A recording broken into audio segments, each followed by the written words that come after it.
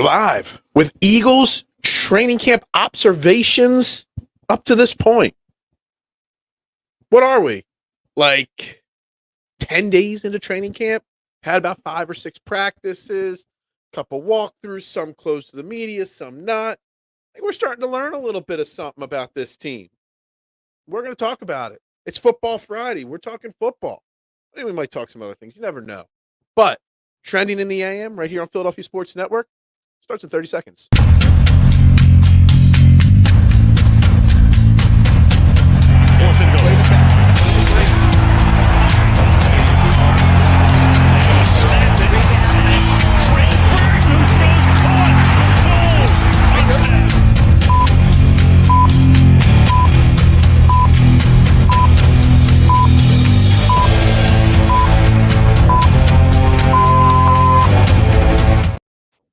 And a very good morning, everybody, and welcome to Trending in the AM right here on Philadelphia Sports Network. It is Football Friday, and I'm your host, Phil Stiefel, and we got lots to talk about, but make sure you do me that favor. Hit that like button, share button, subscribe button, turn the notifications on, do it all. Tell a friend. Let everybody know this is the best morning show in the Philadelphia area, the only show where your opinions actually matter. We got lots on the agenda today. What is up, Tyrone? How you doing this morning? Great to have you with us this morning. We got lots to talk about. Training camp. We're pushing what? Pushing 6 practices now, a couple days off, a couple walkthroughs. We're starting to learn little by little, a little bit about this Eagles team. So we're going to talk about some of the different things that we've seen, whatever you guys want to talk about it. We are going to get into it. Safeties and linebackers, some observations and questions that have been brought to the table over the last couple days of training camp. Fun little conversation in a fantasy and in a real world. Who would you prefer right now? A.J. Brown, CeeDee Lamb. Who's the best wide receiver in the NFC East right now? We're going to talk about that as well. What is up, Adam? How you doing this morning? It's Eagles. I mean, it's Eagles all day.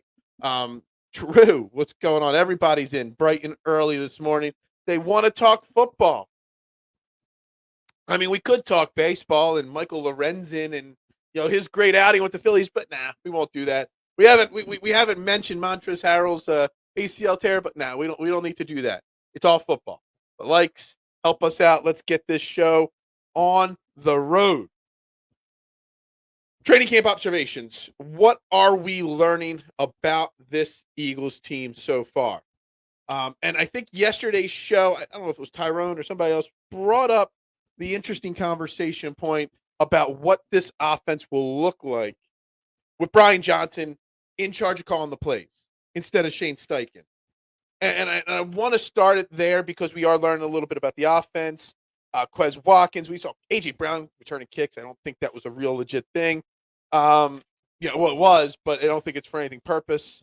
Jalen Hurts, I mean, this performance in training camp, and I know keeping track of training camp stats is a little weird, but ESP does it, and I love to do it because you learn a little bit about it. Through this training camp, through 5 practices that he's been to, 6 of 10, 11 of 14, 16 of 19, 15 of 17, 8 of 12. Jalen Hurts is having the best camp out of any of the Eagles. And it's crazy to say that because he's the best Eagle, yet he's the one with the best results so far. Has not thrown an interception in camp yet. Couple dropped. There was 1 or 2 that I read that should have been that were dropped. But it's crazy how good he's looked. And then, so with this Brian Johnson versus Shane Steichen conversation, you talk about that. You talk about the running back situation and how it's shaking out in these practices so far. And I think, even though Nick Sirianni has a lot of input on the offense, you're going to see a different offense. You're going to see more passing. You're going to see more running backs out of the backfield. You're going to see the ball spread out more on this Eagles offense than Shane Steichen. Shane Steichen wanted to run the ball. What is the biggest surprise so far at camp? There's quite a few of them, Adam. We've talked about Nolan Smith and his surprise. We've talked and how great he's looked. Jalen Carter, how great he's looked in camp. On the other side of the ball, and I do want to talk about it a little bit, one of the big surprises from everything I'm hearing from everybody from Philadelphia Sports Network and across the board that are down there at camp reporting daily, Kayvon Wallace is surprising some people. Kayvon Wallace, the last 2 open practices, has taken all the snaps with the first team defense. That's something. That is something there for sure to look at, and we're going to discuss it. I seen a film breakdown of Brian Johnson's offense in Florida. May give an idea what may be added. I love to see that. I'm going to have to look that one up because I would love to see that. Brian Johnson's a different guy, and you see this team has shifted, going away from Miles Sanders. It's not like they brought in a big name Dalvin Cook or another guy that's going to carry the ball 300 times and 1,300 yards.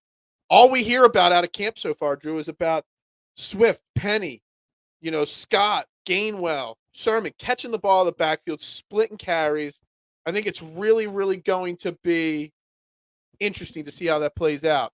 And I think that's going to be one of the biggest adjustments to this offense is you're going to see more passing. You're going to see a much better chance of Jalen Hurts having well over 4,000 yards passing. Band Hall of Fame games, yeah. I tried to watch some of the Hall of Fame game last night.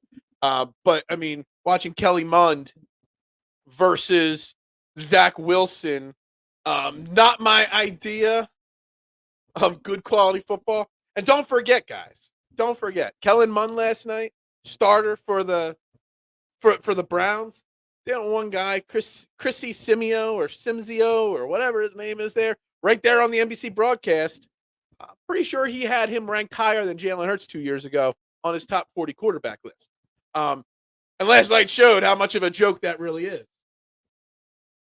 I think Chris Sims had an excellent opportunity last night since that was who the quarterback was. I may have made a mistake there, but we know that isn't the case. I believe the running backs will be more aggressive in the passing game. Linebackers in this league are an issue. Why not take advantage? And I think this is going to be the biggest difference we see from Brian Johnson versus Shane Steichen. Now, I don't know if it's because Brian Johnson is so much different than Shane Steichen, but the tools, the pawns, the chess pieces that he has, Brian Johnson, of Swift, Penny, Sermon, Scott, Gainwell, versus last year just having Sanders and Gainwell and a little bit of Scott, there's a big difference. 5 guys that could do all things, block, run, catch, do it all, versus having 3 guys, one of which is your main guy that can only do one thing, which is run. So whether it's the chess pieces being different or the philosophy changing, this is going to be, to the point of yesterday's show, what the difference between Johnson and Steichen, this will be the biggest change. In the Florida offensive videos, the running backs are all over the place. And you see, like, I don't need to go back and watch the film. I remember, Brian Johnson got Kyle Trask drafted in the NFL because of how he ran that offense of Florida, how he helped develop them, but also, you think about it, Kyle Trask, where is he? Is he in Tampa right now? I forget. He's not he's not much different than Kelly Mond, who we saw last night.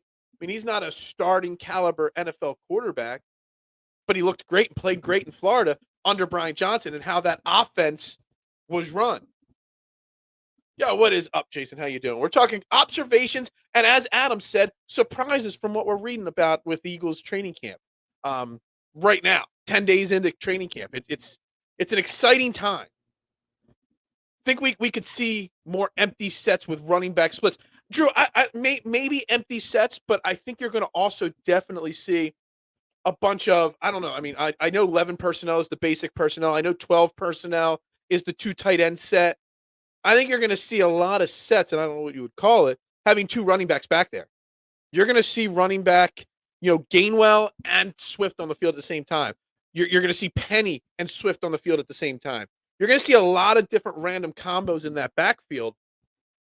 And I think it's exciting because when you've got a running back or a quarterback like Jalen Hurts that's got the ability to pull the ball down and run, and you've got Gainwell on one side, Swift on the other, and you've got my man Jalen Hurts there, you don't know what he's going to do, especially when you got A.J. Brown and Devontae Smith split out wide. You got Dallas Goedert. Just think of that offense and how scary that's got to be. A.J. Brown, Devontae Smith, Dallas Goedert, and then you've got 2 really scary running backs with an MVP caliber quarterback that could do all things. Throw the ball, run the ball. Who knows what he's going to do? So I think you're going to see a much more creative. Last year's offense was very good. That would be considered 21 personnel. I don't know the football lingo.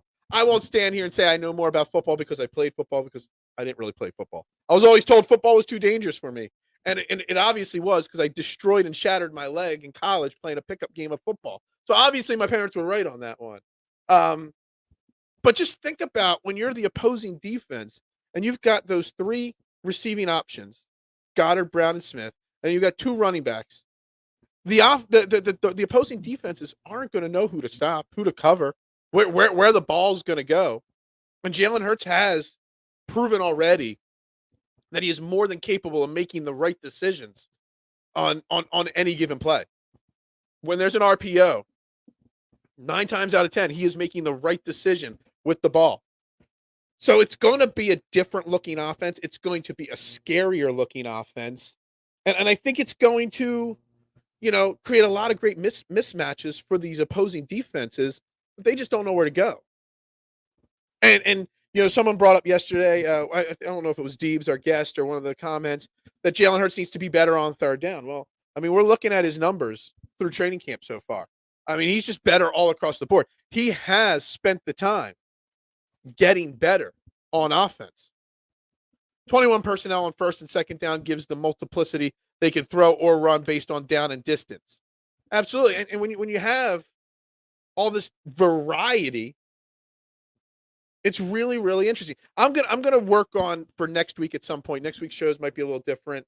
I know I've no show on Tuesday. I got something to do. I gotta get my Board of Health recertification. So that's all day Tuesday, like 8 a.m. to 5 p.m. of sitting in a class and taking a test. So we might have one show less next week, maybe even two. I don't know. I got a lot of things going on. But I'm going to try my best to get at least 4 shows in. Maybe I'll do an afternoon show one day to make up for the lack of shows. But we'll figure that out. But I want to get down and get back to finding out what the roster construction, the average amount of players at each position have the Eagles kept over the years. And I used to do this every year, but during training camp. And I haven't done it in a year or so. So I got to get new notes, get it updated. Because there is an argument to be made to keep 5 running backs. Now, you're not going to keep 5 running backs. You're going to keep 4. But last year, they only kept 3. So my question I got to figure out is, what position do they knock down a peg in their level of importance to keep a 4th running back? Because you've got 5 talented guys right here. So it's going to be really interesting to see how this offense shakes out so far, and how it plays out. And again, what's interesting, because there was an interesting question. This is one of the topics I wanted to bring up today, and it's A.J. Brown versus CeeDee Lamb. And there's 2 ways to look at this. Do you want to compare A.J. Brown and CeeDee Lamb in a fantasy aspect or in a who's a better wide receiver aspect? And this topic came up because my man Scotty, one of my old compadres over at my previous network, put it out there for his football draft. He was on the clock, and it was A.J. Brown or CeeDee Lamb. And who should he take? And I think it's an interesting question because everything we just said about the creativity of this offense moving forward, everything that we talk about how the ball is going to get spread around more, you got to think in your head that A.J. Brown, last year, A.J. Brown, I got stats up here. He had 150, nope, that was the wrong one. 145 targets. He caught 88 of those passes. Almost 4 yards shy of 1,500 yards and 11 touchdowns. He averaged 17 yards a catch. It's just insane. But those 145 targets, you got to think that A.J. Brown's target number is going to come down. How many catches did Miles Sanders have out of the backfield? Hardly any. Kenneth Gainwell wasn't really a part of this offense till the playoffs. So you're going to see DeAndre Swift, Kenneth Gainwell. You're going to see these guys get some of these touches that normally go to A.J. Brown and normally go to Devontae Smith. You could see a much more balanced offense. And that doesn't even take into account if Dallas Goedert somehow could play more than 11 games this year. He's missed 5 games 2 of the last 3 years, 2 games mixed in between there. If Dallas Goedert stays healthy, there's going to be the target. So this A.J. Brown versus CeeDee Lamb, I think A.J. Brown is the best wide receiver in the NFC. You got Brown, you got Devontae Smith, you got CeeDee Lamb, you got scary Terry McLaurin, and whoever else is on the Giants, which you wouldn't want to put any of them up there. Hell, I would probably put Brandon Cooks up there, the number 2 wide receiver there in Dallas now, ahead of anybody on the Giants at this point. But if you're going to talk solely on a fantasy level, you've got to think A.J. Brown's numbers come down a little bit. And CeeDee Lamb on the flip side of the equation, where I've got their numbers side by side. So CeeDee Lamb had 156 targets, caught 107 passes last year, whereas it was 145, 88 caught for A.J. Brown. CeeDee Lamb had about 140 yards less receiving, 1496 versus 1358. He had 2 less touchdowns, 11 versus 9. Now, CeeDee Lamb last year on the Cowboys was the only option. Those are 156 targets. He was getting double teamed nonstop. Now you add Brandon Cooks on the outside there, opposite of him. That frees him up. So I could see CeeDee Lamb's yard, like he only had 12.7 yards per carry or per catch versus A.J. Brown 17. I see that number going up. He might not get many more targets, but he is going to get the opportunity to have more yak yardage, to get 9 to 11 touchdowns. They only separated last year, A.J. Brown, Devontae Smith, fantasy points. There was a 6 and 11. There was a 17-point difference, a 1 point per game difference in fantasy stats. So when you talk this A.J. Brown versus CeeDee Lamb, in a fantasy setting, you might be willing to take the risk that maybe CeeDee Lamb is going to have a better fantasy season than A.J. Brown. But he's not the better wide receiver. Hell, I'd put both Eagles wide receivers ahead of CeeDee Lamb.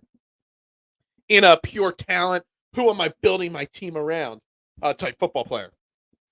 There is no right answer. Instead of them head-to-head, you have to look at the offenses they are in. And that's why Brown is perfect for this offense. But I think that this year, this offense is going to be scarier. I think this offense is going to be more spread out. I think this offense is going to look different. I think they're going to make a concerted effort to protect Jalen Hurts, which means his 700-plus rushing yards and double-digit rushing touchdowns number might come down a little bit. They're going to be doing things much differently. Where in Dallas, it's the Dak to CeeDee Lamb show, and you just got some protection for CeeDee Lamb now and Brandon Cooks. You know, they don't have a run. I mean, losing Zeke, I mean, he's not what he used to be, but really it's Tony Pollard. You know, they don't have the two-headed monster. Their offense is going to still be heavily centered around CeeDee Lamb. Fear Cole Beasley. Nobody fears Cole Beasley. What's good? Headed to the Wyndham Championship. I expect daily or minute-by-minute updates. I'm surprised you weren't there when it was when the gates were opening. Surprised you weren't there seconds after the gates opened. Early information. Adam Svensson has taken over the lead. 2 under early on through 3 holes. He's 9 under overall. Just so you know, Justin Sue, your man, is stinking it up again today. 1 over for the day, 1 under for the contest so far. Kyle, just so you know. I would love to see in our first game against the girls, all fans should wear Jenkins jerseys. Cooks may not come out of the tunnel. Yeah. I love it. T.O. in his prime or A.J. Brown. Well, T.O. is one of the greatest wide receivers of all time. A.J. Brown's in his 4th season right now. He just completed his 4th season. So you can't really make that comparison just yet, Mad Chatter. But A.J. Brown has that same body type, that same super physical, he just out-muscles everybody just like T.O. T.O. couldn't be stopped because of how big and strong he was. And T.O., that's exactly what I think now. If he stays healthy, A.J. Brown, down the line, 5 years from now when he's in his 8th or 9th year, and you've got 5 years, 6 years of more dominance from him, maybe you can have that conversation. But you're talking about T.O. being one of the 2 or 3 greatest wide receivers of all time. Jerry Rice, T.O., Randy Moss. I mean, it's you can say any 3 of those were the greatest, and I would say yes or no, but you can make a good argument for them. A.J. Brown's only 4 years in, so you can't have that conversation just yet. Did you get your Kelly Green jersey yet with that pizza money? No, I did not. I did. I won't lie, Mark. I was on DH Gate the other day. I was thinking about it just for you. I was going to buy a knockoff. But yeah, no, not yet. I'll wait till the knockoff jerseys are at Walmart for $11.99, and that's what I'll get. We got a lot of people watching right now. So trending in the AM right now. Make sure you're hitting that like button on YouTube or Facebook. I greatly appreciate it. If you're watching over on the X, formerly known as the artist formerly known as Twitter, make sure if you want to get interactive, you come over to the Philadelphia Sports Network YouTube or Facebook page. Just type in trending in the AM or Philadelphia Sports Network in your search bar. Bring you to the site. and you can get in where your comments actually matter here. All fans should wear Jinko jeans. Yeah, no, I don't think so. Not at all. But anyway, on this wide receiver conversation, I think it's interesting. I really do. I mean, in a fantasy perspective, you can't not target Eagles in fantasy football. You can't obviously not target Jalen Hurts. You can't not target, AJ Brown or Devontae Smith. But will their numbers fluctuate this year based off of this new look offense and with the new weapons and the weapons being healthy if they could stay healthy all year? Jalen Hurts is still going to be one of the two best. He's either going to be Patrick Mahomes is going to be one, he's going to be two, or something like that. He's going to be one of the top two quarterbacks in fantasy football this year. There's no doubt there. Not at all. But it's where the numbers go for the wide receivers. And I would target DeAndre Swift in fantasy football, but not early on in a draft. I think he'll be the number one scoring threat running back wise on the Eagles, but he's not going to be a top 10 running back in fantasy football. Last night, Matthew Berry was on the pregame show and was talking about Amon-Ra St. Brown and how he's the stud breakout, can't miss character this year. Are you better off going and getting someone like him than Devontae Smith or A.J. Brown, where Amon-Ra St. Brown is going to be the number one target on the Lions? I mean, you really got to think about these things when it comes to the Eagles. You can't let your fandom get in the way when you're doing your fantasy football drafts. And look, the PSN fantasy football draft will be coming up in a few weeks, the draft. And I got to make decisions not based off of my love of the Eagles, but realistically what the offense is going to look like. What is up, John? How you doing this morning? Birds are going to be explosive this year. And a big note to Kelly Green. I just can't get into it. Too many bad men. And it's not just the memories. It's the fact that dude, those jerseys are $170 down there. Like, who's paying $170 and buying 3 jerseys, my man? Like, I don't. Do Eagles have a big event? Yeah, I see this. Sorry, I missed this comment. I wasn't sure what you're talking about. Yeah, we do have an open practice with the fans. It's Sunday, actually. I don't think I'm going to be going down on Sunday. I'm golfing Sunday morning. We'll see. But the Eagles do a big open practice at the link for all the fans. And then earlier this week was their big military appreciation day where they brought in a lot of military personnel to watch practice. They're the two big things that the Eagles do. I'd be disappointed if we didn't average 30 points per. Honestly, I think our offense is that good. Yeah. Yeah. Where were we at last year? Like 29.2 points per game? I think there's going to be two things with this, Tyrone. One, barring injuries or anything else, we have a much more explosive offense this year, in my opinion. With the way the running backs are, with what it seems that the idea for this offense is going to be. But also, we're going to be in a lot tighter games throughout the year, which means we're going to have to keep scoring. Last year, how many times did we go up like 24-7 at the half, 17-3, big second half or big halftime leads, and we kind of just took the foot off the pedal a little bit. Didn't score. There were several games we didn't score in the second half at all, Tyrone, last year. And that is something I do want to see them be better at. Like, I know this is in college where the final score matters, and if you run up the score, it helps. This is in college. I get that.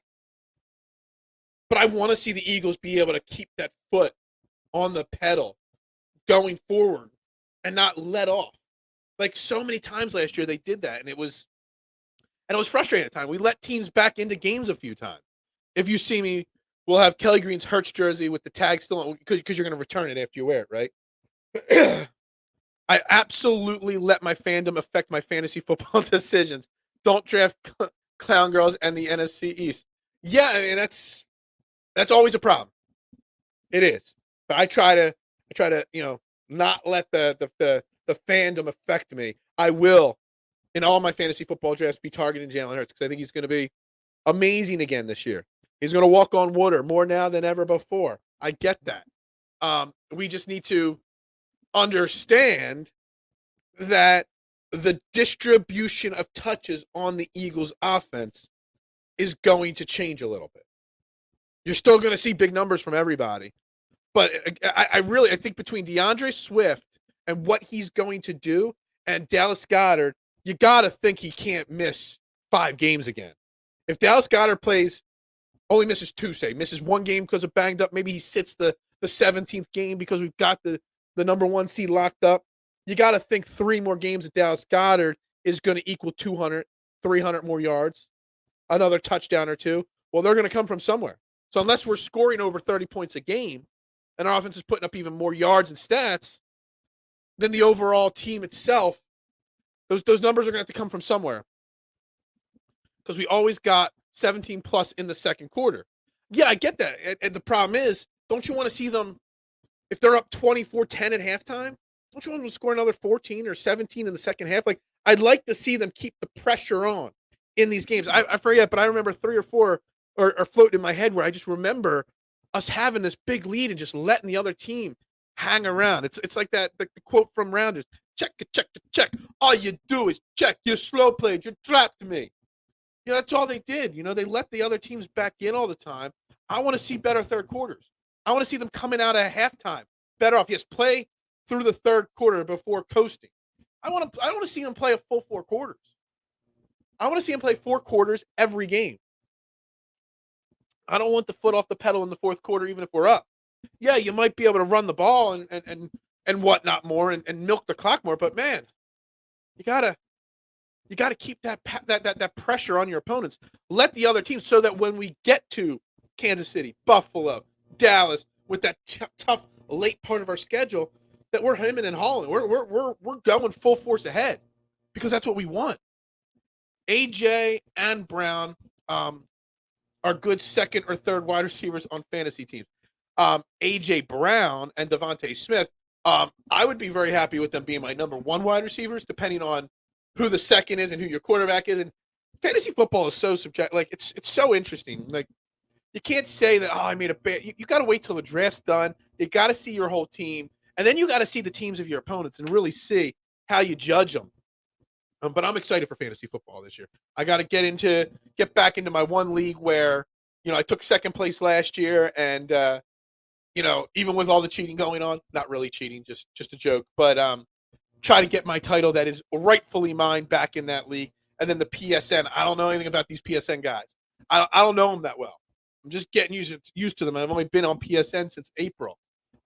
Who is going to have a better year? AJ. Well, that's what we're talking about, Adam. It depends what you're talking about. AJ Brown's going to have a better year than CeeDee Lamb because the Eagles are going to have a better year. But in a fantasy football setting, there is an argument to be made that AJ Brown's numbers are going to dip a touch. And CeeDee Lamb is going to have the opportunity not to catch the ball much more, but because of Brandon Cooks being on the field with them, he might be able to. He only had a 12.7 average per catch last year, CeeDee Lamb. And you could see that tick up to 14. So 100 catches, another 1.5 yards per catch. That's over 100 yards more of offense. 9 touchdowns, maybe that goes up to 10 or 11 touchdowns now. You're going to see something. You're going to see big statistical numbers from CeeDee Lamb there in Dallas. So you can make the argument fantasy-wise that CeeDee's the better choice. Bears signed Yannick finally. He got off the table. That's interesting. Rewatch Super Bowls. You had the Chiefs well against the ropes.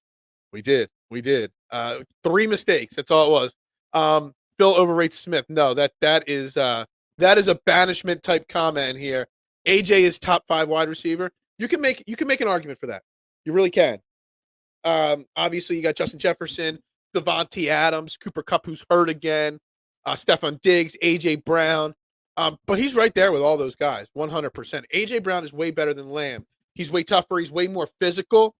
But again, if we're talking player, yes. But in a fantasy setting, which excuse me, fantasy setting, which is where this conversation a couple days ago on social media came from, you can make the argument that Lamb might have. I mean, if you think about it, what did I say? 16-point difference in fantasy last year. That's the 2 touchdowns basically that he beat him by. So in a fantasy setting, there are going to be more opportunities for CeeDee this year and less opportunities for AJ Brown. Yeah, Matt Chatter always wants to stir the pot. He likes to stir it a little bit there. Won championship in one and finished second in another last year. I was only in what was I in last year? I was in that one. I took second in that one. And I got kicked out of the other one, even though I was in first place, because I said that I didn't think Justin Herbert was a good quarterback. And the founder of that league was upset with me.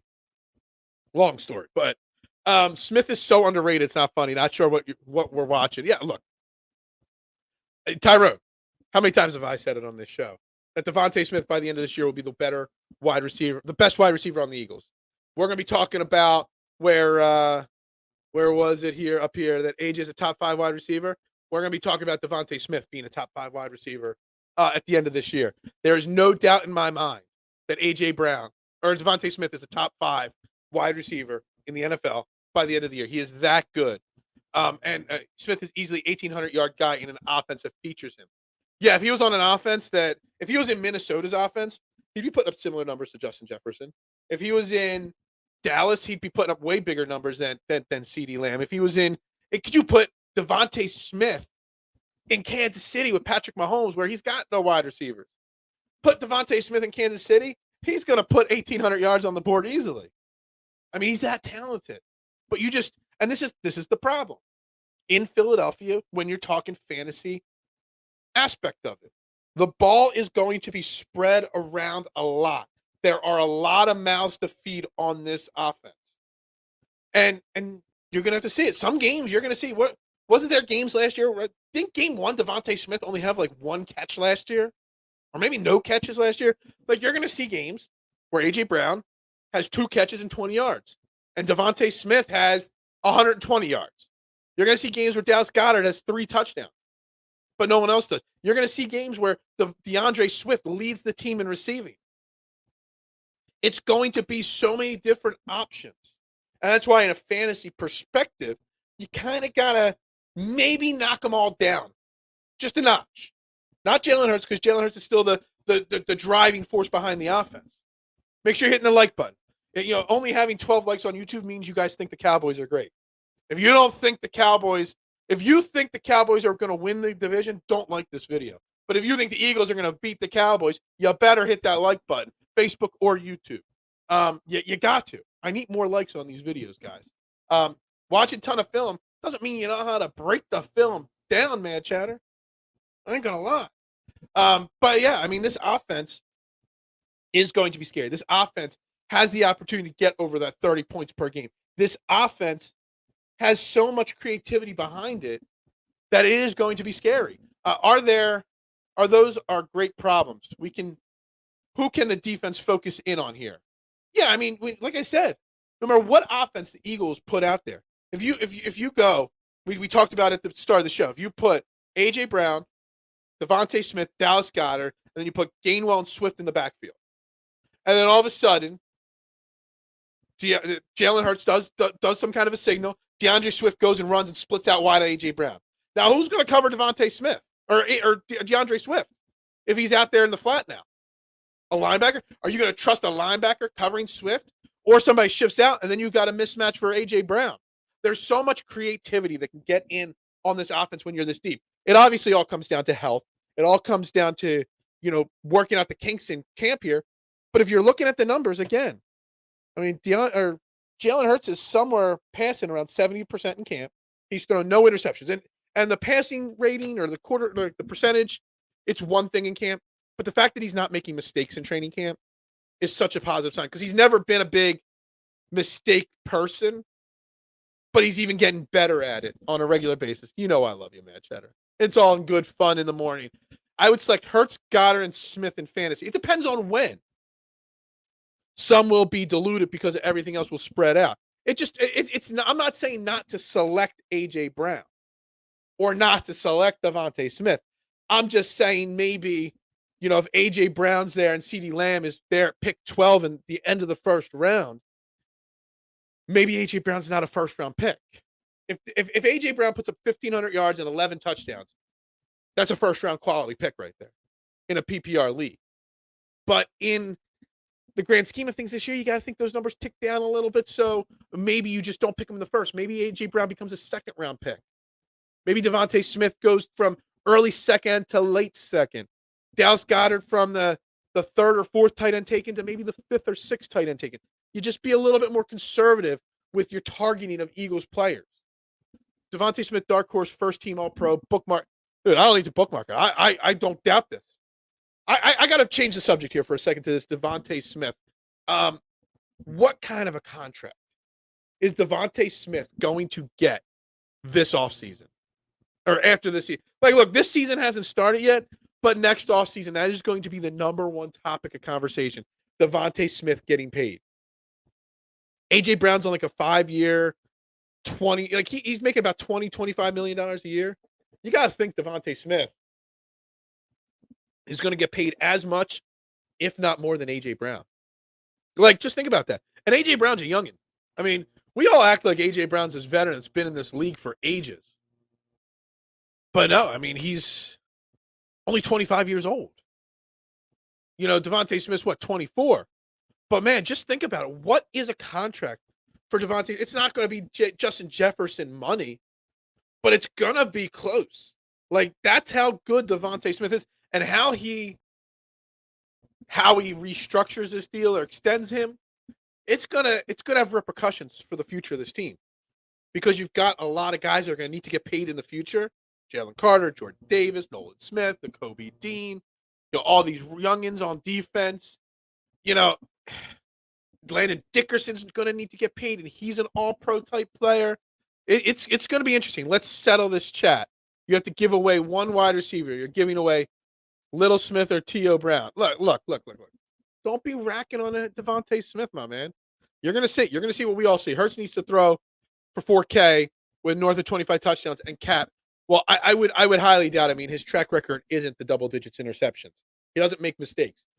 But, I mean, you think about it, he would have thrown for 4,000 yards last year anyway if he didn't miss 2 games with the injuries. If he was in that Dallas game and Saints game, he throws for 4,000 yards already. I think with this offense, Mark, I think the key is 4,400 yards, 4,500 yards. And instead of 700 plus rushing yards, that he keeps it to about 400 rushing yards. I don't want to take the running game away from him. You can't change who he is. It's what makes him special. But if he's more selective with it and trusts his weapons, you could see 4,500 yards. I would like to see 28 touchdowns from him passing. And only, instead of double-digit rushing touchdowns, maybe like 5 or 6 rushing touchdowns. That's what I want to see from him. Now, I don't know if he does it. I think he's got the potential to be a 5,000-yard guy between passing and running. I think he's got the potential to be a 35 to 40 touchdown between passing and rushing. And with this offense, it could happen.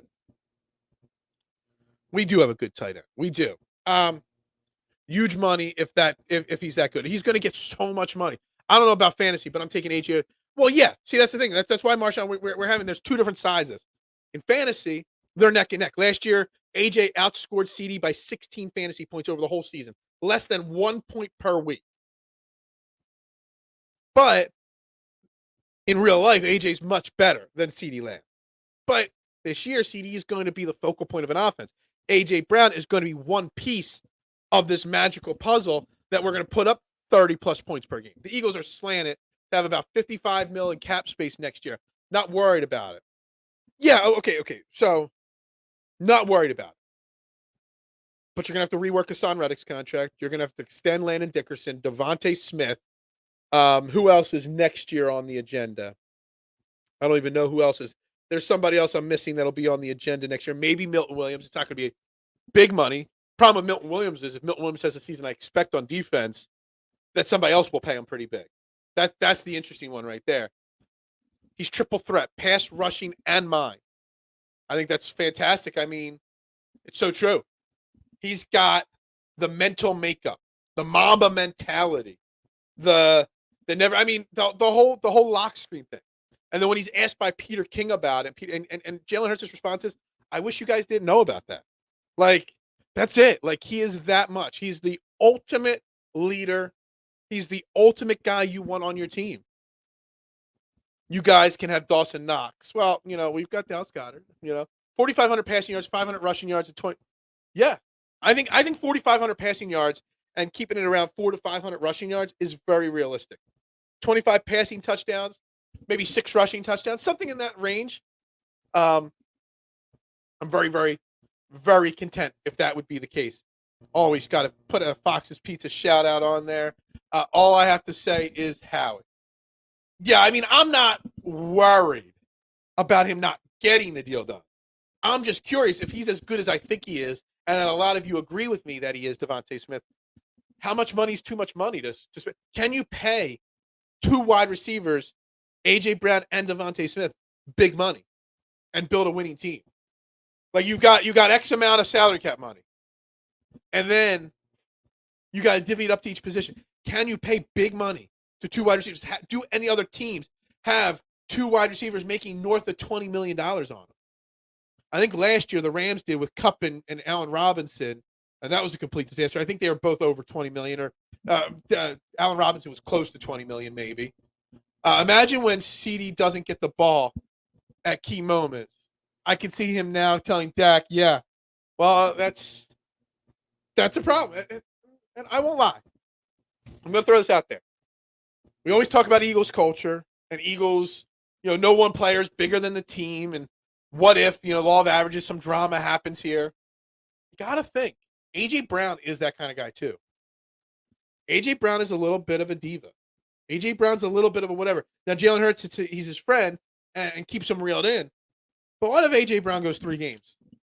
Seeing minimal targets, it's all Devontae Smith and DeAndre Swift, and, it's going to get so confusing. Devontae Smith and DeAndre Swift. I'm going to mess that up so much this year. And Dallas Goedert's healthy and getting all the touchdowns and whatnot. I could see A.J. Brown being like, yo, when am I getting the ball? He's not going to say shut your, whatever up, but he's going to say, when am I going to get the ball? Where are my touches? A.J. Brown's here for the short term. He's still got 2 more years left on his deal, I believe. So it's not that short term. And I doubt they would trade A.J. Brown, although I wouldn't put anything past Howie Roseman.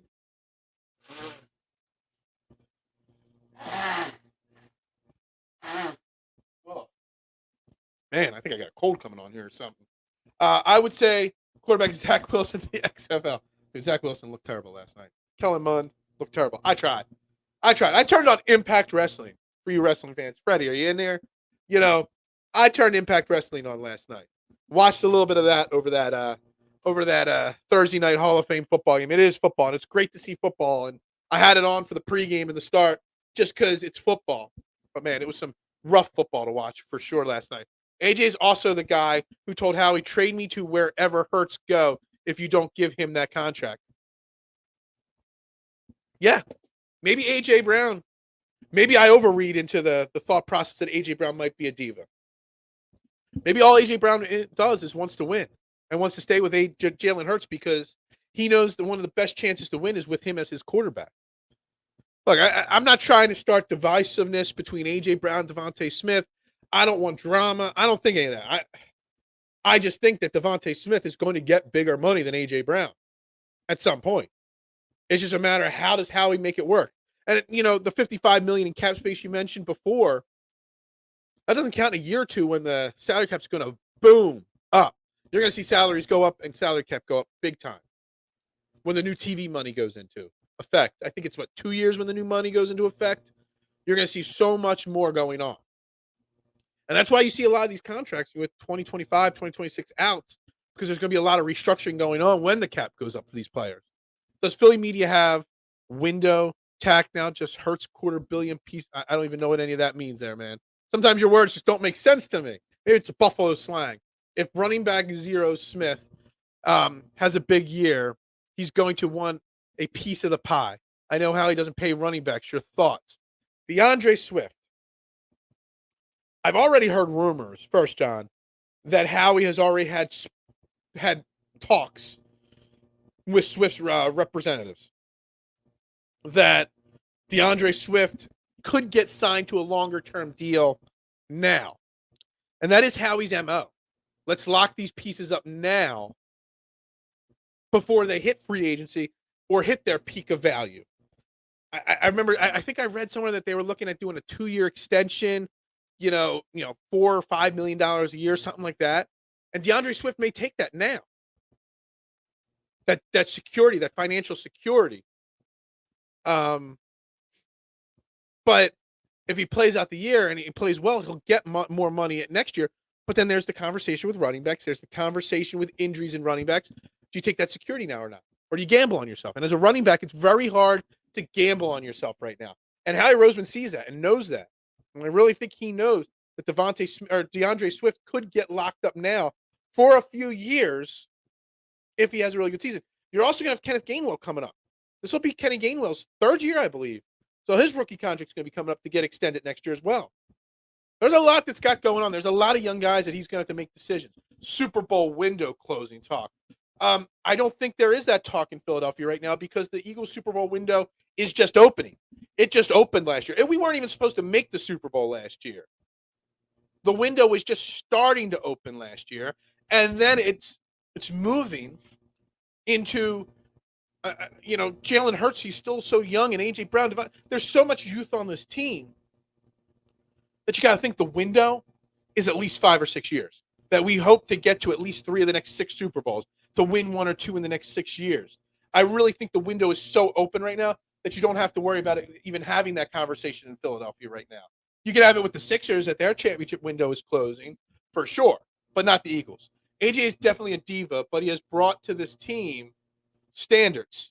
Yeah, and that's the thing. That's what the conversation has been a lot about this week.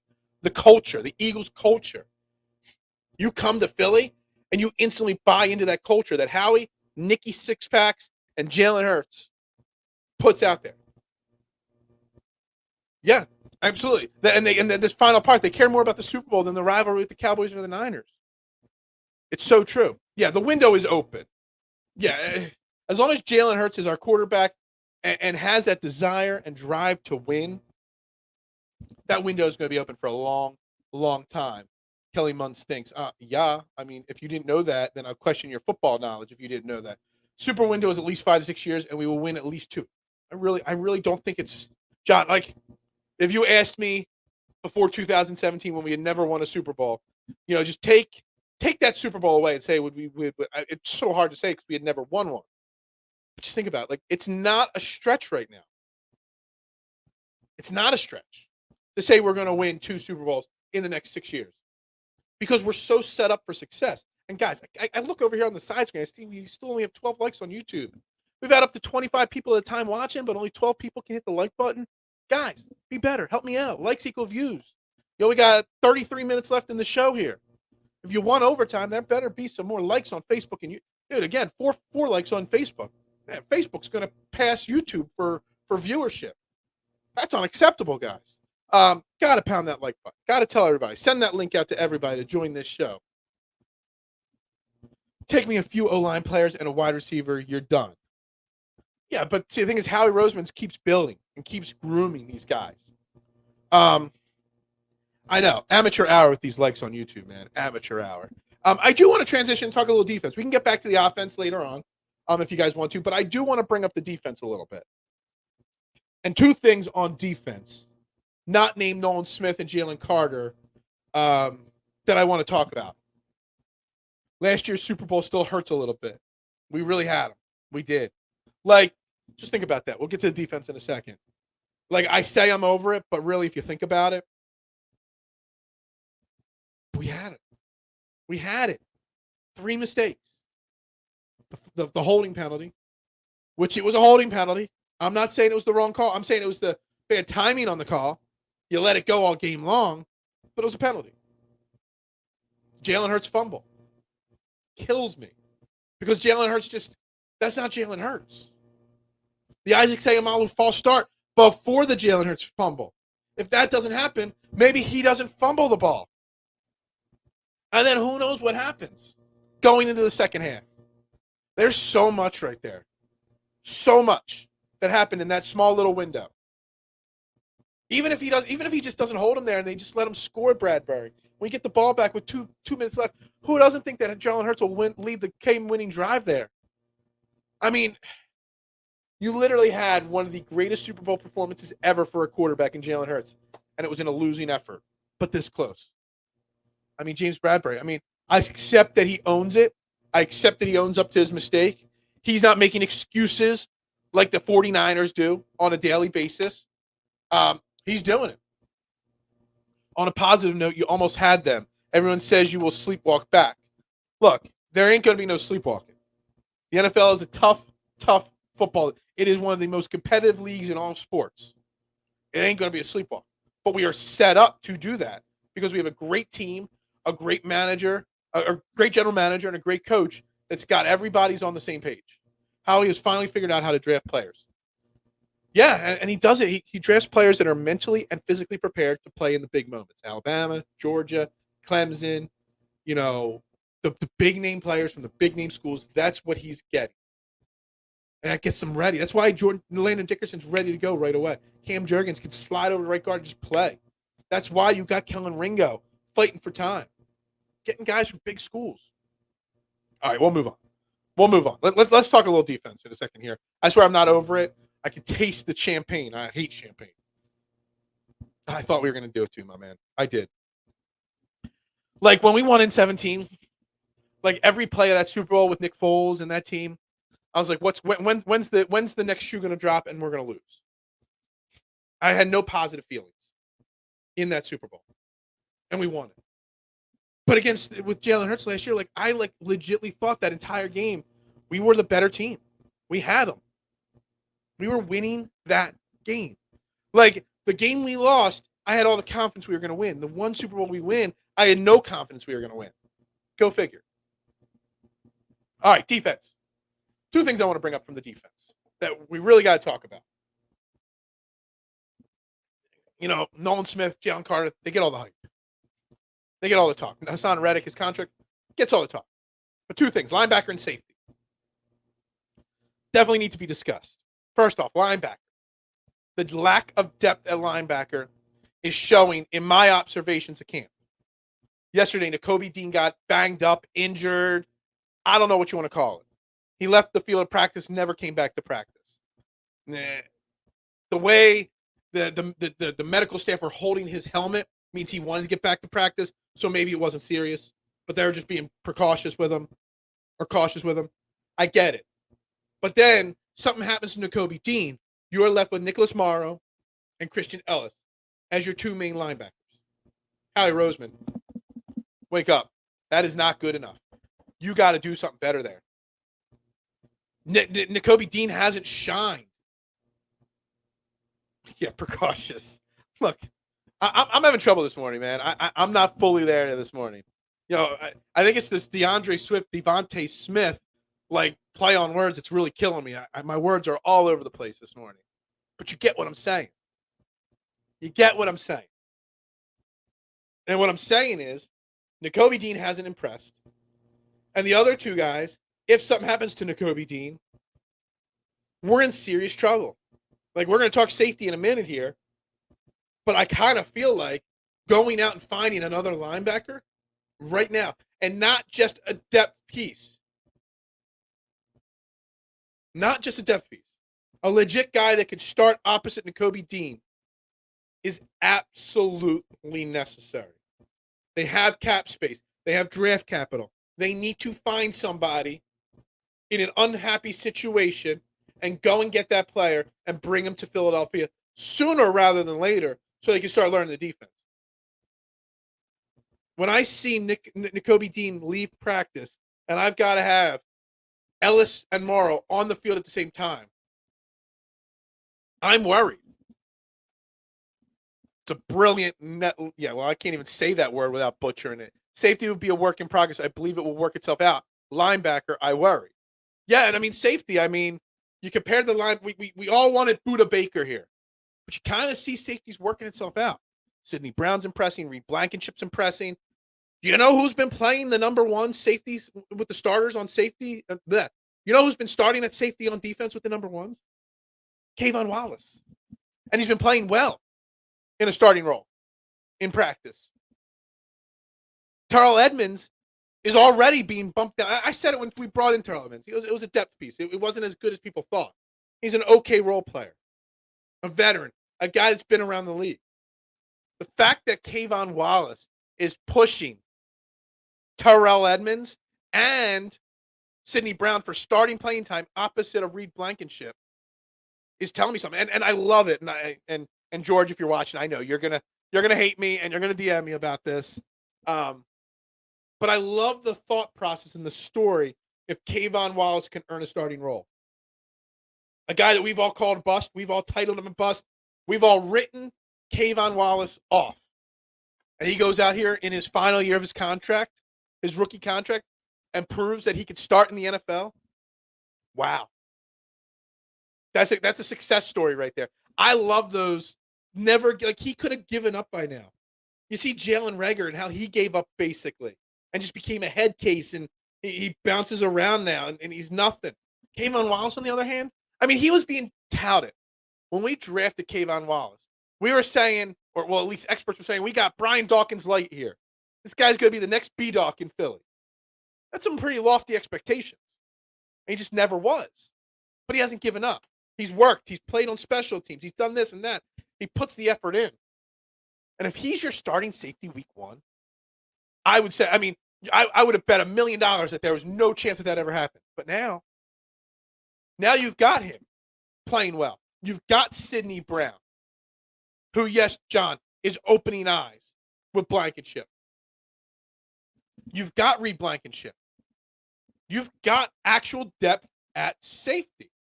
You got Kellen Ringo, who's learning multiple positions, who could flex around the field. Safety, all of a sudden. At this point, if you had to ask me now if I had to make my 53-man roster, Terrell Edmunds might not even make the roster at this point. And that's crazy. You would have never thought that. I thought Kayvon Wallace was on a roster bubble. I really did. We're going to see. We're 8 days away? I think the first Eagles preseason game is next Saturday or next Friday. So we're about a week away. Kayvon Wallace doesn't play much, if at all, in that first preseason game. It means he's making the team as a viable player on this team. Because you don't play your starters week 1 of the preseason. Maybe a drive or two. Just think about that. Like, I think it's such a fantastic story, Kayvon Wallace coming out and playing well in camp right now. I thought Ellis was having a good camp. He had a great OTAs before camp. He's been okay in camp. They have talked about him pushing more, but Nicholas Morrow has been so bad that Ellis looks better. Like, it's not like he's running away with a starting job, Marvin. It was the OTAs in the summer months, in the earlier summer months, where they said he won the last round of OTAs. That's what they said. He hasn't done anything spectacular. I think he's got a pick of Marcus Mariota, and that's about it.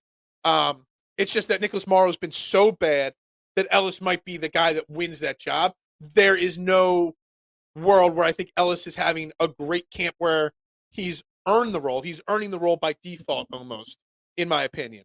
Howie's excellent at finding Dollar Tree safety and linebackers. Yeah, but I think we need a little bit more than a Dollar Tree linebacker at this point. We need somebody that could come in and play and start right away. Reed Blankenship is the next B-Doc. I still got some question marks on Reed Blankenship. I do.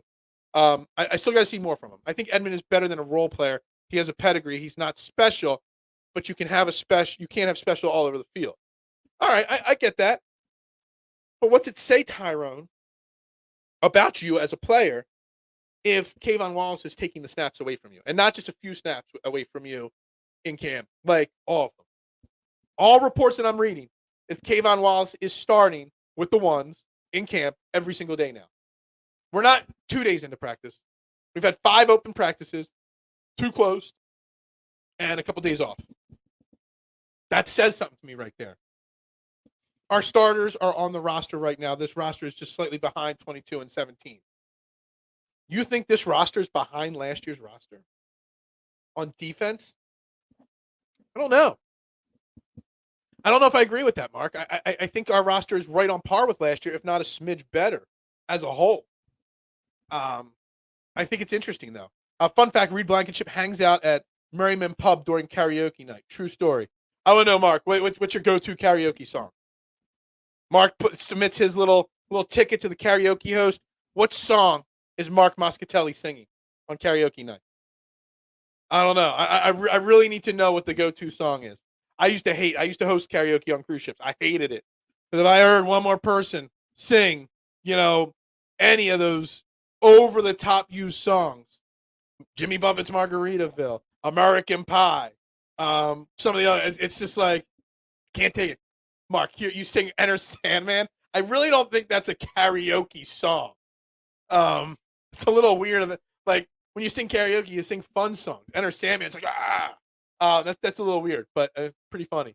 And we have to keep in mind that Nolan Smith is Weapon X. They have been playing him off the ball a lot. The off-ball linebacker spot a lot. They have. And I get that. But you still, even you had Hassan Reddick play that a little bit last year from time to time too. But you still had Kazir White and TJ Edwards out there a lot on this defense. Somebody's got to step. Like, I'm not a huge Kazir White fan, but he had over 100 tackles. He played solidly most of the regular season, tailed off towards the end. Somebody's got to fill that role. Christian Ellis and Nicholas Morrow are not that. I need everybody's karaoke song, by the way. I want to know what everybody sings at karaoke. What is your karaoke song? Sean is giving everybody first team reps. Yeah, but from what I'm reading, Kayvon Wallace has been staying in that. It's not like it's a battle between Morrow and Ellis for that off-ball linebacker spot, and they're both getting reps at it. Kayvon Wallace is getting all the reps from what I'm reading. With arms wide open arms. I don't even know what song that is. I'll share it with you on the side. Okay, I got you. I got to see some of these videos here. When the host decides to end the night with "Don't Stop Believing," that is so cliche. It is. It is so cliche. But I'm trying to think. When I was on cruise ships, the Sopranos were over already? No, I think the Sopranos were still going on. So that song was not quite. I think the Sopranos made that song more famous than it already was, for sure. Greedy Williams making any impactful plays. Greedy Williams is right there with Rashad Penny and Terrell Edmunds for me, that they're on roster bubbles. Their contracts that were signed are easily cuttable. It's not like it's going to kill your cap space if you cut them. Greedy Williams does have the flexibility. He can play slot. He can play outside. He can play safety. But he's an injury-prone player. He's missed a lot of time in his career. But he's also a guy that was put in a bad situation in Cleveland, so we don't even know what he's capable of. Greedy Williams is on a roster bubble. I think he makes the roster at this point. But there is room for somebody to knock him off. He's got one of those last cornerback spots, but it's one of those spots that if somebody impresses enough, they can knock him off that perch for sure. That's the theme song for Kayvon. Okay, gotcha. Howie has to find a way to get Devin White. He is a monster. I've seen so many mixed responses on Devin White. So many people want Devin White so bad because he's so good. But yet on the flip side, I've seen some guys that are great at breaking down film that say Devin White is not as good as we think he is. Devin White is better than Nicholas Morrow. Devin White is better than Christian Ellis. Devin White makes a lot of money, and I think he's in the last year of his deal. So Devin White would make us better, but he's going to have to come here and restructure that contract without a shadow of a doubt. So we'll see how that plays out for sure. Greedy's getting called for a lot of penalties in camp. I have not seen that one, K1, but I that's not good. If you're on the last bubble spots, and Nick Sirianni's biggest thing is making no mistakes in camp and clean up those mistakes in camp, and you're one of the people making all those mistakes, that's not good for you. It's not. You got to be better. Got to be better. Got to be better. Still need more karaoke songs. I need to know what you sing at karaoke. Man Chatter definitely wants to do 4 Eminem songs in a row. Yeah. You know what I hate, John? Almost 2 years of hosting karaoke. I hate when you get a really shy crowd and there's only one person that wants to sing in the crowd, and they submit and they just sing 4 songs by the same person over and over again. And then, like 2 hours into karaoke, finally the crowd loosens up. The adult beverages loosen them up, and then you hear the same songs. Like, there were nights where I would host karaoke where I had 5 people sing Margaritaville, and I'm a big Jimmy Buffett fan. I'm a parrot head.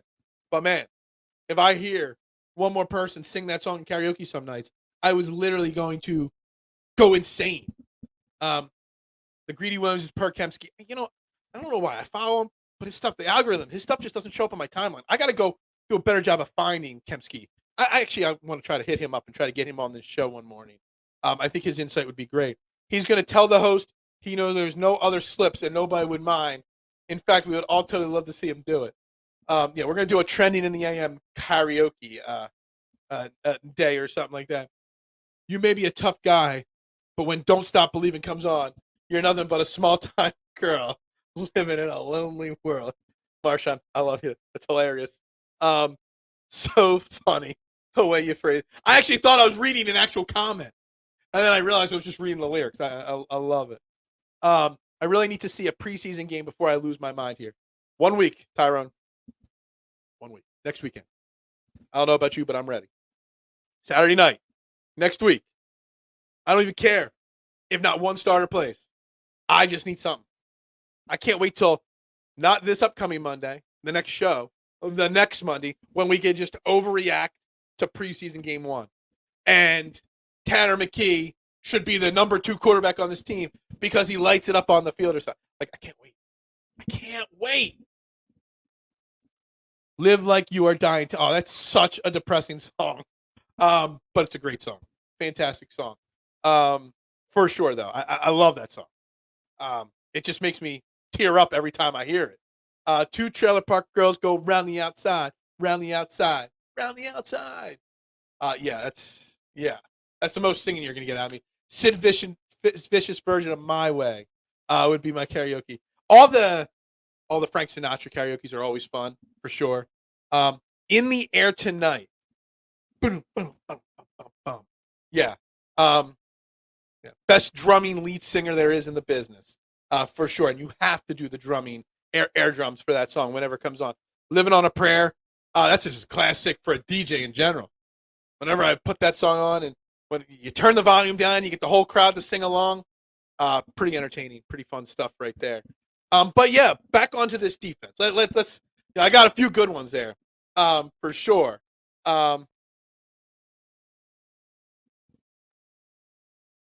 This Kayvon Wallace, this Nakobe Dean, it just still to me, in the back of my head, shows the lack of depth.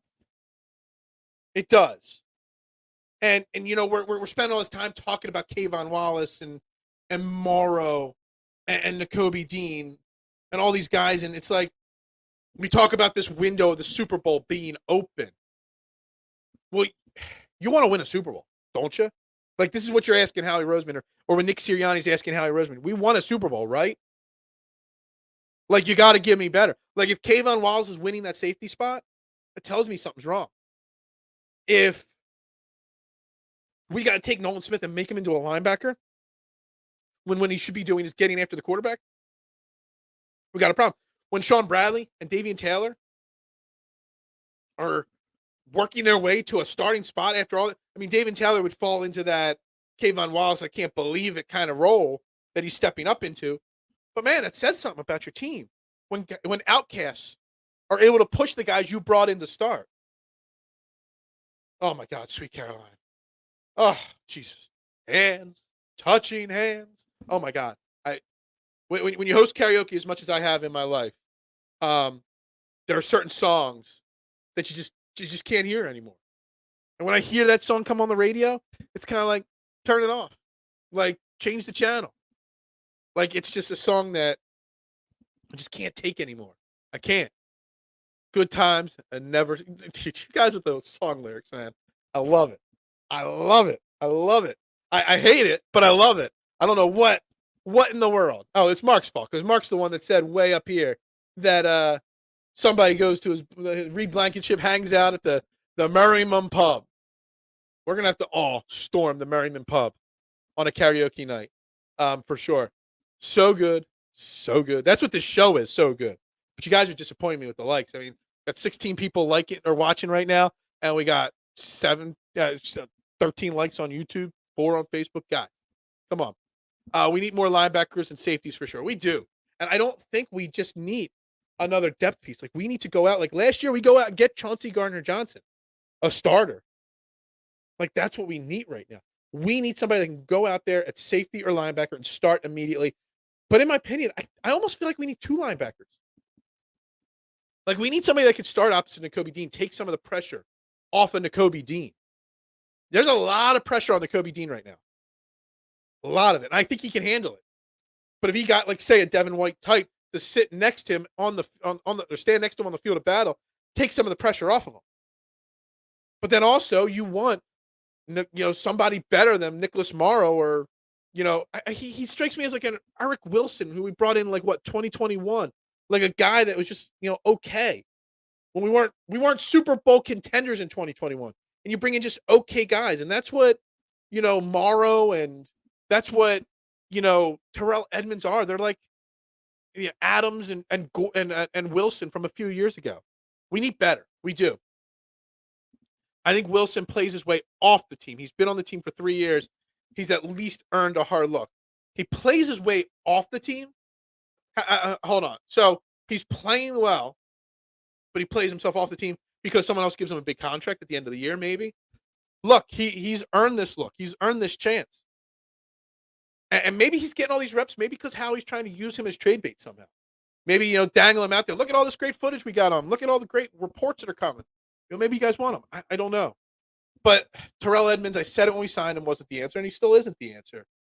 This show is indeed so good. So good. So good. Waiting on that $500 super chat from somebody. Patrick Queen would make a big difference on this team. Without a shadow of a doubt, he would. I know Philadelphia Sports Network had a site with some names. Hold on, an article with some names at safety. I don't know where they did a linebacker one a little while ago. Here, let's see. Chris Infante wrote on the safety group names that could be brought in as safety, trade or free agency. Free agents Andrew Adams, who we already went there. That didn't work out. John Johnson, the Thurs. Buda Baker, obviously. Julian Blackman, Kevin Byard, Jeremy Chin, Antoine Winfield. They're all names out there that could be had via trade or via free agency in that secondary group. I think it would be a good shot to get them. I'm trying to find. I thought we did. Here's the 60. Chris did the linebacker group one. Some of these names at linebacker. Free agents: Anthony Barr, Jalen Smith, Rashawn Evans, Deion Jones, Patrick Queen as a trade, Devin White as a trade. There are some names out there that are available. We're going to have to look at them. They're not giving up Queen without picks, so no. Yeah, I mean, you're going to you have to give something up to get something. Do you want somebody that's going to help put us over the top? Or do you want to keep running out with mid guys? Any of the names I just mentioned, I would take any of them over what we have right now. Patrick Queen would be great. He would look fantastic. Is Isaiah Simmons even available still? I'm not even sure. Just wait for roster cutdowns. Howie will find some guy we weren't, and that's how we got Chauncey Gardner-Johnson last year, August 20th. He became available in a trade late into the offseason, and he was able to pick it up quickly, the roster and the plays and the spot, and figure it all out pretty quickly. There's a chance that that's what's going to happen. That preseason game 1 next week, we're going to see a lot of Morrow. We're going to see a lot of, Ellis. We're going to see a lot of Davian Taylor and Sean Bradley. And if they play well, maybe Howie doesn't make a move. But when they don't play well, they expect them not to play well, then he's going to be forced his hand to go out and get somebody. Phil, that was close. The boss walked over for some documents. Oh, man. Don't get caught. Don't you dare get caught. Terrible linebackers. Barr was horrendous in Dallas. Smith in New York. God-awful. All right, so got to find somebody, Tyrone. We can't go into the season with Morrow and Ellis as our number 2 and 3 linebacker. We can't. Cardinals want to move Simmons. Okay, all right, so that's fine. Bradbury also came in after free agency. In Howie we trust. And I think that's the key thing right there. In Howie we trust.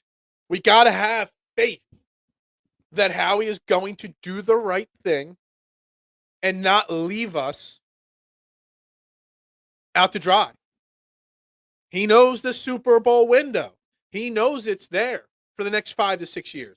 But he also knows when you got a chance, you got to capitalize. You got a chance this year.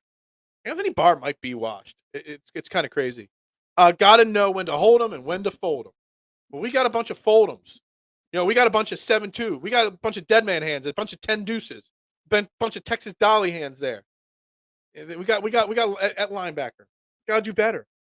I mean, if you could find one thing that has been consistently negative coming out of Eagles camp's observations from reporters, from people down there at the NovaCare complex, it's the linebackers. The linebackers. That has been the most disappointing facet of our team so far on every report. Jalen Smith is always hurt, but healthy, if good. Yeah, I mean, we're going to have to take a swing at somebody. Never mad at Kenny Rogers. Kenny Rogers didn't get much singing at karaoke night ever. OJ Howard, you love your tight end talk, man, chatter. I don't need OJ Howard. I'm sold. You guys convinced me. Dan Arnold's great. Tyree Jackson's great. I can't wait to see Tyree Jackson catch a pass from Tanner McKee next Sunday or next Saturday night for a touchdown. And we're going to hear all the Tyree Jackson hype and all the Tanner McKee hype. I'm here for it. I'm here for Tanner McKee and Ian Book next week. Can't wait. And Marcus Mariota. Marcus Mariota gets Jalen Hurts won't even have pads on next Saturday. A.J. Brown, Devontae Smith won't have pads on next week. There are going to be so few guys that we know that have pads on, but I'm here for it. I'm here for it. Remember when Howie couldn't draft? Yeah, I remember. All too well. He has changed and flipped. I think the Jalen Reagor was the last time he made a bad decision. He is not picking up the playbook very well. And this is why I wanted Gardner Minshew over him. Because Gardner Minshew doesn't make mistakes. What did Marcus Mariota say yesterday or 2 days ago at camp? Well, it's my 8th playbook in 9 years. Excuses. You're a pro football player. You've been playing in the NFL for 9 years. Come on now. I think you should have the basics down of training camp. Zach Cunningham washed? I don't know. I'm not sure. OJ was supposed to be the next Tony Gonzalez. He did not turn out to be that. Dan Arnold is really good. Well, you guys are convincing me. I'm going to be looking at for Dan Arnold. He's going to be on my list of guys to watch next Saturday. Next Friday on the show, we'll have our who are we looking to see in the first preseason game. Dan Arnold will be on my list. Still scared of any wide receiver we draft. Why? Devontae Smith was a fantastic draft. It's got to be exciting now. Looked at Minshew stats. He has been good. Minshew's also a leader, a fiery guy, a presence. He might not be the same skill set quarterback as Jalen Hurts, but the mentality of Jalen Hurts he's got. The leadership ability. If Jalen Hurts gets hurt and Minshew steps into that huddle, and all the players look at him, they're like, yeah, this guy's going to lead us to battle. Whereas Marcus Mariota has to step into that huddle. Everybody's going to look at him like, oh, shit. Marcus Mariota's here now. Minshew was throwing interceptions in training camp last year. Yeah, but was he making excuses about it? He wasn't. He wasn't, saying, well, I had to live in a van all summer long, and that's why. Marcus Mariota's making excuses nonstop. He should start for the Colts. I actually strongly agree with that. I think way too many rookie quarterbacks get starting in bad spots. Anthony Richardson is a guy that needs to sit and hold a clipboard for a year or so. Let Indy continue to build that team. Let him get lots of practice reps and preseason reps. And then next year you could talk about starting Anthony Richardson for sure. Minshew was ass. Look, I loved his fiery personality. And maybe, just maybe, 2 years ago when he started that game, was it the Jets game? And after the game, he's in the tunnel underneath the stadium, and he's hugging his dad and all fired up. Maybe that just struck I'm a sensitive guy. I'm not afraid to admit it. It touched me a little bit there. I like him now for that a little bit more. Congrats. I did not know that, Adam. Thank you. Jake Elliott, congratulations on having a kid. That's one of the only stars we probably will see on Saturday next week. 8 playbooks in 9 years. How about 8 million reasons to learn it? Exactly. He didn't just get the playbook 2 days ago. He signed his contract in Philly a while ago. Excuses. I hate excuses. Don't give me excuses. They got 12 picks next year, so they'll definitely trade some. They ain't take exactly. Trace. You're gonna see them trade some of those picks for a linebacker probably in the coming weeks. 44 tutties to 15 innies. Yeah, I mean he's 6-6 or 6-8 as a starter in Jacksonville. He lost both games here last year. He's okay. He's a quality backup player to have. Jake Elliott's kid is the New York Giants ever since that 6. Yeah. Noodle Arm Minshew got better press. That's it. He did get great press. He did. But I still think that he was this close to winning that Dallas game last year, and I think there were some play calling mistakes at the end there and decision making at the end there that wasn't his fault. And I think I think there was a chance. I forget exactly how that played out, but there was an opportunity for them to have one more play, and I would have been confident in that. 92-54. Mariota. Look, I'm just not a Mariota guy. I don't like Mariota. He may not smoke pot, but he looks like, yeah, okay. Damian Tyree. Dallas fans said Dak rookie season is better than Jalen last year's season. My take, Damian, is that Dallas fans and players and team and organization and everything associated with the Dallas Cowboys is jealous of Philadelphia and the Philadelphia Eagles. Just like we were jealous of Dallas when they were good last, like 30 years ago? Dallas is just jealous. San Francisco is just jealous of what we got. Because it's not like we just got this great quarterback in Jalen Hurts. Again, it wraps up this whole conversation. We've just hit 90. I've still got 4 comments here on the screen that I haven't touched. We're at an hour. We're at 9:30. No super chat drop. No overtime drop. Guys, but it comes back to this. They're jealous of the culture and the situation of Philadelphia. We have the opportunity to win multiple Super Bowls in the next 5 to 7 years. Dallas don't got nothing. They're a train wreck. Now you're making excuses for Minshew. All right. Yeah, we were jealous of Dallas, right? In 1995. It's been a while since they've been good. And yes, Tyrone. Yeah, exactly. Screw those Cowboys. All right, we got to start this wrap-up part of the show here. We're into overtime. We can lose 2 regular season games to Dallas this season, and it won't matter. Everyone knows the goal around here. Exactly. And that's such a great comment, Marshawn. It's such a great comment. I know. Where is the 5? I got to wrap this shebang up. Kind of romanticizing Minshew's tenure a little. Look, okay, maybe I am. Maybe I like Minshew's fiery personality, him walking into Nick Sirianni's office and being like, I want the starting job. What do I got to do to get it? And Nick Sirianni just looks at him like, yeah, no, it's not happening. And he's like, okay, got it. I just love the personality. And the want, him not being happy, being a backup. That's what you want in your backup. Hey, I appreciate it. Thanks for tuning in. You've been here since minute 1 of the show. We started even 5 minutes earlier. We started at 8:10 today. We're at 9:32, guys. Got 19 people watching at the end of the show here. I wish I could keep going. I do. But make sure you hit the like button on Facebook and YouTube, guys. Turn those notifications on. We'll be back Monday. I mean, guys, if you start right at the beginning of the show and just start dropping comments like this, I don't even need an agenda. Yeah, always the backup is very popular in Philadelphia. But this is trending in the AM, 8:15 a.m. every day. These fan bases are hilarious. They really think Jalen is circling Niners and Cowboys. Yeah, he ain't doing that. He's just he's just waiting for week 1 of the playoffs. He's that focused on one thing. He's got the Super Bowl circled, and that's it. And he don't care who it is. He doesn't care if it's Kansas City again. He doesn't. We're going to wrap this up. Trending in the AM right here on Philadelphia Sports Network. I am Phil Stiefel. You hit that like button. You hit that follow button and subscribe. There's a little bell down there at the bottom of the screen. You turn that on, and it turns the notifications on. So when I click go live, you get that little beep and notification right away. Don't sleep on the Giants. Yeah, some people have said that. We'll get into that. We'll start talking about these NFC East opponents.